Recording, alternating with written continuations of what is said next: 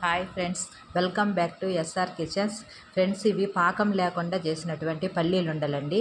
ఇప్పుడు పిల్లలు సెలవులు కదా, ఇంట్లో ఉంటారు కదా, పల్లీలు ఉండలు సింపుల్గా తయారు చేసుకొని చూడండి. పల్లీలు వేయించండి, పొట్టు కూడా తీయొద్దు. తర్వాత బెల్లాన్ని ఊరక కరగబెట్టండి, అంతేగాని పాకం ఏం అవసరం లేదు. అట్లాగే అంటే దబ్బలు చేయొద్దండి పల్లీలని, అట్లాగే వేసేసేయండి. వేసేసి బాగా తిప్పేసి ఉండలు కట్టండి ఫ్రెండ్స్. ఇదిగో ఈ విధంగా వస్తాయి అన్నమాట పల్లీలు ఉండలు. చాలా బాగుంటాయి. ఇది ఖచ్చితంగా 15 రోజులు నిలవ ఉంటాయండి. ఇప్పుడు మనం చేసి ఇంకో ప్రాసెస్లో చేస్తాను చూడు, ఎప్పుడు చేస్తాడు పల్లీలు పొట్టు తీసేసి పాకం బట్టి అదంతా కూడా చాలా టైం పడుతుంది. ఇదేంటంటే ఇన్స్టెంట్గా అప్పటికప్పుడే ఊరక పల్లీలు వేయించడము, దానికి బెల్లం కలిపేసేయడము. ఒక కప్పు పల్లీలకి 2 కప్పులు బెల్లం కలపండి.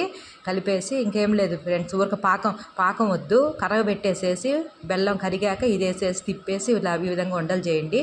అప్పటికప్పుడు సింపుల్గా చాలా టేస్టీగా ఉంటాయి. ట్రై చేసి